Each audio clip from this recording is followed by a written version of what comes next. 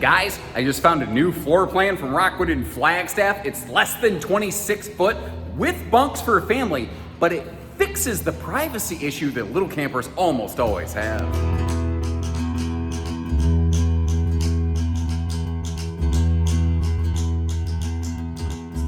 Hello everybody, welcome to Millersburg, Indiana. My name is Josh the RV Nerd, and this is where Rockwood and Flagstaffs are made. Actually, this is where they are PDI'd, more specifically where we're standing. They were kind enough to pull a bunch of these in for us today so we could get a look at these. And if you like how we get you the early advanced footage of the newest things, make sure you hit that subscribe button and like our video. But this thing right here, it's less than 26 foot tip to tail total. It will work for a lot of half tons, although with the Murphy bed on the front, it does tend to weigh a little bit more in the nose than some things with a fixed straight bed.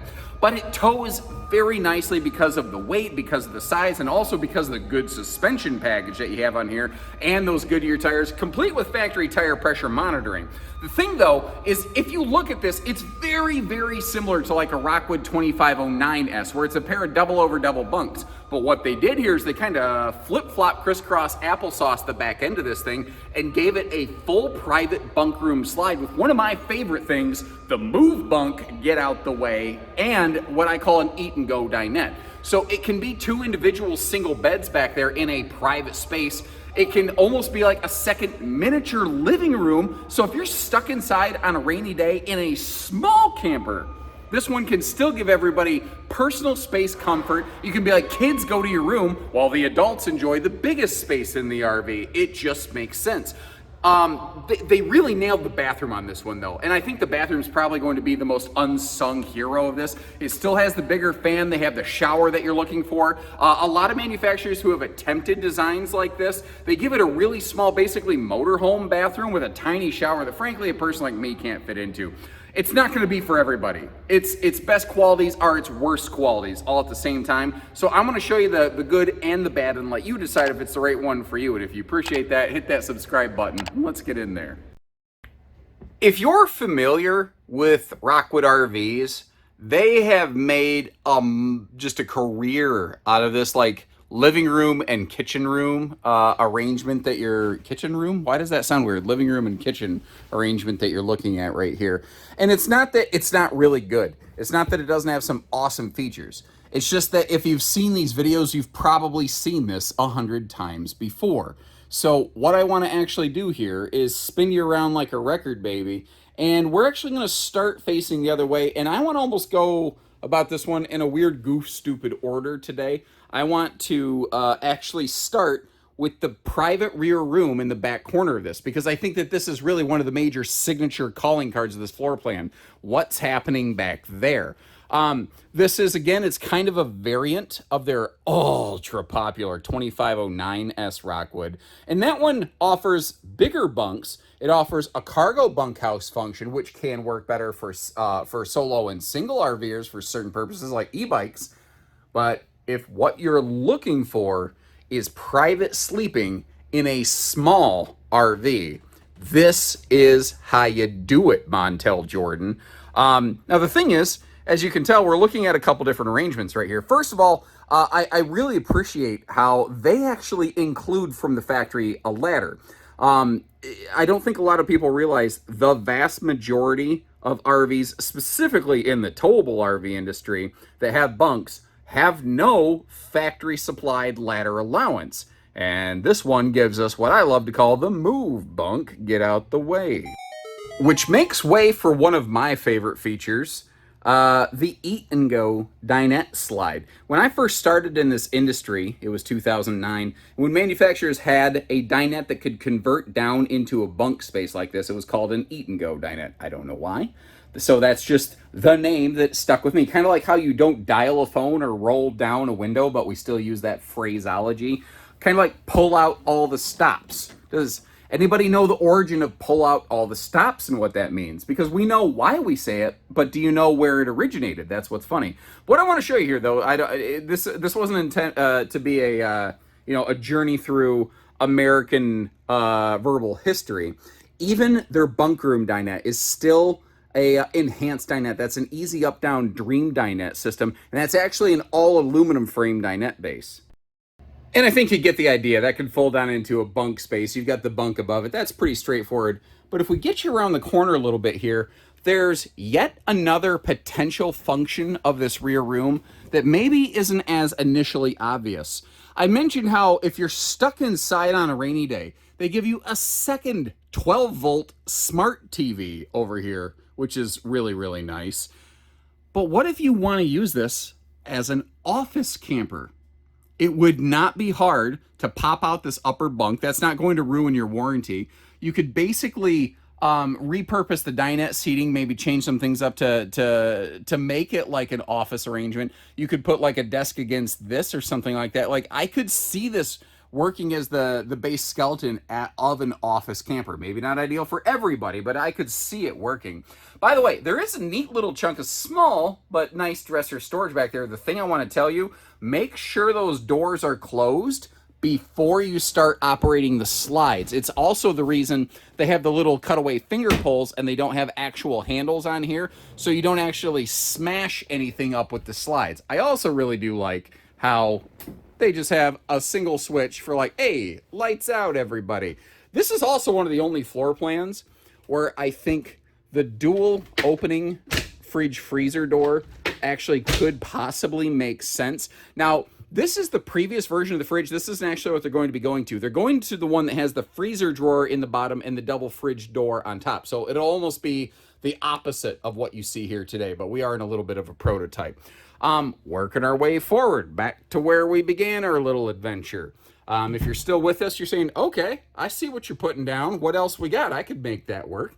Well, how about things like solid surface kitchen counters? That's a higher end feature you don't usually find in a less than 26-foot travel trailer. It's kind of a rather pleasant surprise. We've also got things like a 15,000 BTU Coleman Mach air unit, which is a little bit of a quieter air series, with double air ducting all the way down and a barreled ceiling to help the thing open up and feel a little bit bigger. It's still 6.5 foot to the sidewall, but your actual ceiling clearance is bigger, which, in the center anyway. It makes the whole thing look and feel larger. It also helps in the shower a little bit. They're also very good about putting good window space wherever they could. A lot of the windows on this one are on the poop side of the camper. You know, you got the big windows all around the dining. But when we flip around the other direction, you'll see that even over on the camp side, it has decent window coverage. Not as good, but decent, you know. They do have two different fabric tones for their furniture options, by the way. You've got the lighter that we're looking at and then one that's a little darker. But your flooring, your wood tones, that stuff has all become static and homogenized. They don't offer different options there. You do also have an option for, and we're looking at it today, by the way, the second XL vent fan up here above the front Murphy bed sofa area. Normally that would just be a plain non-powered vent, you know, no fan or anything like that. But if you want from the factory, you can get a fan installed. And when Rockwood and Flagstaff use the fans, they use the good ones. They don't use the little 4-inch dollar store variety. So back in the slide, kind of where we began, looking over here, you can see that now I've got the privacy shade on the window for the door closed, so you can have privacy if you want, but you can have decent campsite window coverage. You've also got a larger oven in this kitchen. That's an easy thing to miss. So if you are a cookie and biscuits aficionado, this is one that can get the job done, son. A lot of your outlets in this RV are also inverted. Oh, perfect. There's a perfect example of it, even right next to the inverter controller. If you don't know what inverted means, it normally household outlets, you have to have park power or a generator, not a battery. These can run off your battery, although you will deplete your battery more quickly, so kind of keep that in mind. Rockwood and Flagstaff also have what I personally feel is about the best Murphy bed system out there, but I got to take you into wide angle mode to show it. So, couple quick features here before we get to the Murphy bed thing. This is I call it simulated cinema seat, where it does still have the kick-out incliners, and it does have a little fold-down armrest with some cup holders here. You want to pull your legs in on that when you retract it. If you try to push straight down, you'll break something. It disengages when you pull inward. And if you are looking for more cuddle compliance, you can totally get that thing out of the way. It's kind of related to the Murphy bed, kind of not. When the slide closes on this, you are not able to put the bed down. You have to have the bed put away and locked for transit, which means the bed is not going to be accessible and functional in transit. However, neither is the jackknife sofa. I was thinking it was going to be, but I'm looking at it. So, however, that also doesn't work. In case you're curious about a size demo, though, if you were hungover and laid on this thing, this is kind of what it would look like right here. So that might give you an idea. But this sofa jackknifes down. You unlatch these guys from the top, and this is a one-piece easy Murphy bed. It's not a folding bendy bed mattress. It is a short queen. It's a 60 by 74 short queen. I have talked to some people, though. They have gone away from the factory like 6-inch mattress and gone to like rvmattress.com or something like that and gotten a thicker 8-inch mattress and still found that they were able to close it. Some people will ask, well, could you put a true queen bed on it? And the answer is no, because the RV is only 6.5 foot to the sidewall. That's 78 inches. If you try to put an 80-inch long bed vertically, it's not going to fit, especially up here in the curvature of the nose. You do have a blackout shade up here, by the way, but it also magnet catches up here. So if you are sleeping in the morning and, you know, the William Tell Overture is playing and you got the sunrise coming in through the windshield, you're not getting cooked like an ant, you know, under a magnifying glass. And again, for a size demo, if I lay straight down on this thing, you can see how my big old fat bald nugget over here is hanging off the edge of it. I feel like I'm watching cartoons on Saturday morning sitting here laying on this thing, but you get the idea. One of the cool things, though, is right over here, you do have another set of inverted outlets and a decent, probably a good 6-7 inch shelf up here. So if you do want to have a place to have a phone or a little like tabletop fan or something like that, you can. Another thing, we do have a privacy shade for the bed. And along with that, you've actually got lights dedicated just to the bedroom space on this side of the curtain with a little switch right over there, totally separate from everything else. So, you know, if you wake up, if you want to sit up here and read, but everybody else is sleeping, or vice versa, you get the idea. You know, you have a little more control over it that way. Now, to put the bed away, I mentioned it does lock in place. So you pull on the little pinball machine thing right over here, and that's what disengages it. You want to make sure you lock that before you travel, because otherwise it's going to bang and bounce all around. And by the way, there's gas struts on here to make this simple and easy. You can see that I don't have big old, like, and I don't have Hulk Hogan's 28-inch pythons, brother. You know, pow. But you get the idea. And folks, that's all there really is to this one. Up, down, and in between. If you like our little demos, hit that subscribe button if this is helpful and useful to you to see how it all comes together. And I felt like kind of kicking it old school today. Instead of a bunch of my flyby sweeping footage, we're going to do it all on camera all at the same time. Cool thing about the Rockwood FLAGSTAFF Murphy bed system is it still has your normal bedroom hanging wardrobes, and they even include a nice dresser drawer. They don't give you the elf and enema pockets. Those are the deep pockets where you have to reach all the way up to your armpit to try to get to anything. And you might notice how you're seeing some daylight under the sofa. That's because I left the side pass-through compartment doors open to help you understand the space under the sofa and the space in the front pass-through are the same space. There is no differentiation between the two of them. Now, our dinette is all aluminum frame, but notice how they're even putting plywood box drawers on nice runner glides under that thing. But what about the back of the dinette? Well, you don't have to tear apart the dinette to get to the storage. You can, but you don't have to, because they give you an access door to that from the outside. And this is also kind of a cool thing. If you want to pull that table over in front of the Murphy sofa to have some Dinofa action or take it outside, you could. You could also leave this open like a rainy day lounge space. But what if you don't want the dinette? Here's a cool thing. You can either option a hide-a-bed sleeper sofa or a theater seat.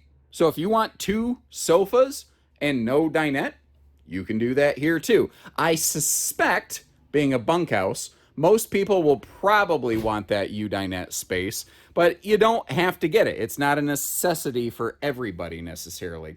That countertop extension does need to fold down potentially when the slide box closes to make sure that you're not going to accidentally crush anything. And anywhere that they have an extra little pocket of space, they do something with it. Like over here, you see how you have the extra drawers that pull out this side, but you're going to see more drawers on the opposite side. By the way, they have upgraded their command panel now so that your lighting is now dimmable. If I Obi-Wan Kenobi my hand in front of this thing, if you push and hold the interior light switch or the bedroom light section, you can actually swell them up and down and dim them. Now, cool thing on mini lights, they're really kid and pet and clumsy dirty husband like me friendly, where if I drop stuff, there's no vents in the floor, and that is a carpetless slide in the traditional sense. That's a marine woven kind of slide floor is what we're looking at there. They had to get a little creative though, because you don't have a traditional, well, actually, no, you do. I forgot about that. You do have a dedicated pantry over by the refrigerator. So this is actually a double pantry camper, which I think is kind of cool. But as I said, we're not yet done with all the drawers galores, because they drop drawers down to the floors. Kind of like, you know, some people have things going on from the window to the walls. And I am kind of curious as to who picks up that reference. Leave me a little note with like a wink emoji if you're picking up what I'm putting down. So again, this is one of the refrigerator doors that can open either direction, but the actual unit that goes into production will be a fridge upstairs and a freezer drawer that slides open downstairs. Not what we're looking at here today. I'm in their one of their early prototypes of this model, so some of those newfangled features haven't quite come through yet. I normally don't do a lot of storage live on camera like this, but this RV has a lot of storage in really tight spaces that's sort of hard for me to get around. So it kind of felt like doing it live in motion in living color like Keenan Ivory Wayne's made sense. Sometimes homie don't play that. Today he does though, Fire Marshal Bill.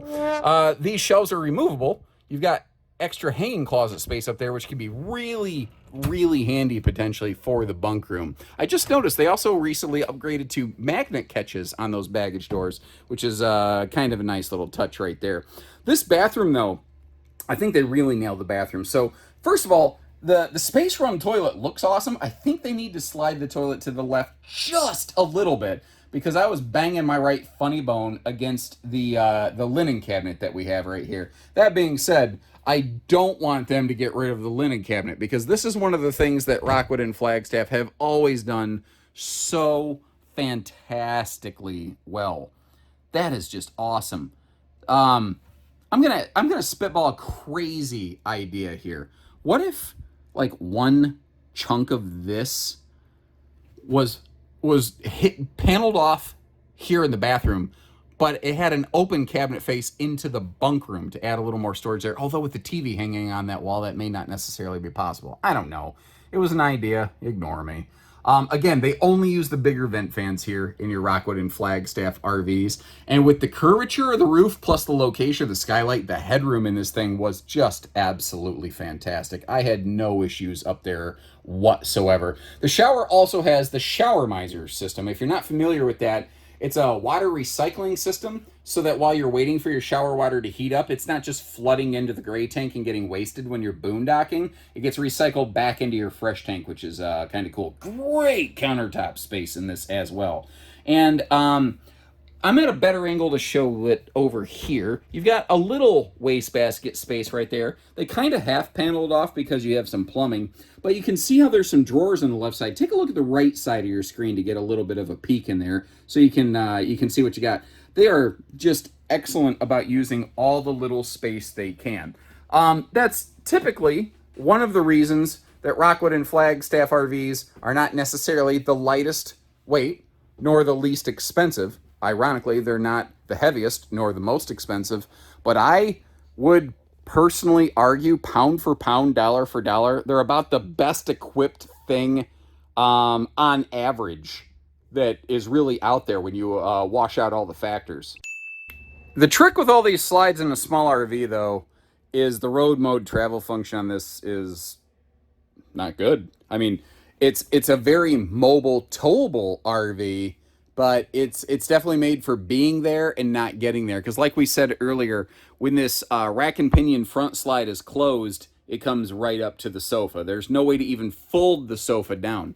I kind of generally folded this down so you could get the idea that, yes, you can sleep on that. But in a rack and pinion slide, while it's retracted, you don't want to sleep on it in transit. So that's also kind of lost. And because it comes right up to this cool peninsula countertop, it makes it a little bit difficult to access. The thing is, though, being a rack and pinion slide, one of the cool things, if you do need to kind of crack it just a couple inches so that you can walk through here without sliding over the countertop to get to the refrigerator, to get to the bathroom for a travel stop, you could do that. But you got to remember, with this slide closed over here, that door can't really open. So it is not an awesome road mode model, but if you appreciate how we are still fair and showcase this stuff for you, hit that subscribe button and let's hop outside. Now, fully loaded with max cargo, this does come in as one of the heaviest of the mini light, micro light families at a little over 7,600 pounds. Your empty dry weight is obviously less than that. You know, you've got some cargo buffer space in there, but it is one of the heavier mini lights because it's one of the very few that does have two slides. It kind of ranks up there with like the 2519S, their front kitchen with a rear bed slide. It's gonna weigh a little more and cost a little more as a result, but again, name something else in 26 feet that gives you a private rear bunk room. I'll wait because that's a very short list. Now you're looking at one of the only options available out here. That is the slide awning toppers. It is absolutely crazy how inexpensive they are to get straight from Rockwood and Flagstaff as compared to having them done aftermarket. It just must be one of those things they decided they don't want to mark up and like try to make bank on or something like that, because a lot of manufacturers, it's like $500, $600, $700, and with Rockwood and Flagstaff, it's only a couple. Like it's crazy by comparison. Magnet holdbacks and slam latches all the way across the board. That is what they do all the way up from Little Geo Pro up through the Signature series, their fanciest series. And also things like that welded aluminum cage that you're looking at. Anything on this that is going to be load bearing that they build in-house, they build with a welded aluminum cage. Another thing that's kind of cool is right below your fiberglass, something you can't see, is that they're not using wood paneling in their walls. Actually, they're not using wood paneling on the outside or the inside of their walls. They are using composite layering here, and they do have laminated slide end walls. Now, if you have a dog like mine, if it hears somebody knocking on what sounds like a door like that, my dog just went through the frickin' stratosphere. Like, I tried to tell my dog a joke. I was like, hey buddy, knock, knock, and he's like, "Boo!" Like he just lost his mind as soon as he heard me even say knock, knock, which is a joke. You get it. It's not a great joke. They're not all hits, guys. Give me a break. Moving on from there. The underbelly of this, it is enclosed. They also have holding tank heaters, factory standard on these, and they are thermostatic. So if you accidentally leave them on, you're not melting a hole in your holding tank. They just only turn on when they need to. I think it's around 40 degrees is kind of the make or break mark on that. Power stabilizer jacks, power tongue jack, power awning. Makes this a 1-2-3 triumvirate of ease and push button convenience right there. This also has an all aluminum skeleton, so not just furniture that they make in-house like the dinette, but the roof, floor, the walls, all that stuff is aluminum framed. The floor, however, is not laminated as they used to be. I think it was around, I don't know, 2014 they quit doing that. But they wanted to do that to get away from potential soft spots in the floor. You might notice how that's a little bit of a janky dog leg left right there. It's just kind of one of those things that they had to do to try to still give you some decent awning space on a smaller RV like this with the way that it interacts with the Murphy bed. It's weird, it's not awesome, it's just not the worst thing in the world. So they just kind of have always rolled with that beautiful bean footage. The water heater. A lot of people have been asking about this. This is a gas and electric water heater, but it is also what's called fast recharge. So assuming you have park hookup available, you can run gas and electric modes simultaneously to give you just shy of 18 gallons of hot water per hour on this. I think, if I recall, on propane mode, it's about 11 gallons plus minus an hour, and on electric, it's about 7. And then on fast recharge, it activates both sides, and you get the best of both worlds. But it is a 6-gallon vessel. Now, they center mounted the ladder on this one because over on the left side, you have the bunk room window, so they couldn't put a ladder there. Over on the right side, they have the shower with the skylight just over the roof line, so they couldn't put a ladder there, so they had to thread the needle. The trick is, all your mini lights are backup camera prepped.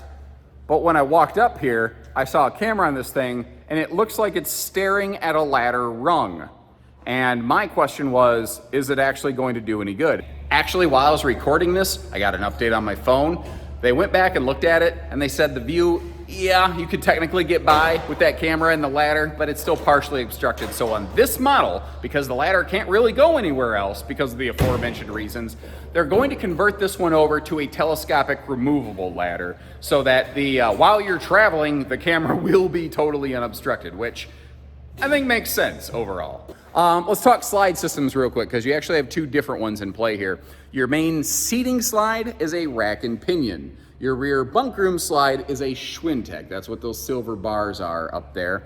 And as you noticed in our early floor plan in a flash, you do have both the MaxxAir rain vent cover over the bathroom vent fan. You also have a 200-watt factory solar panel standard on this. And if you want a little more, either from the factory or aftermarket, you can very easily daisy chain and plug in a second one of those panels to get you up to 400 watts pretty quick and easy. So let me know what you think about the new offering here. I think that if you're looking for like that dedicated cargo bunk function, the 2509S is probably still gonna be your huckleberry. But if you like the idea of having the option of creating like a mobile office or having a rainy day survival plan with some privacy built into this thing, I think that you're gonna like this one right here. Let me know which one you would go with and why. As I always do, I'll leave you links in the video description to check out other RVs that are kind of similar. Grand Design Imagine makes a very similar floor plan. Let me know what you prefer. And in the meantime, I'm just gonna keep on cranking out a lot of videos, because if you look back here, I got a whole elephant line of these things to knock out for you. So stay tuned, lots of good stuff coming. Take care, stay safe, have fun, and happy camping, everyone.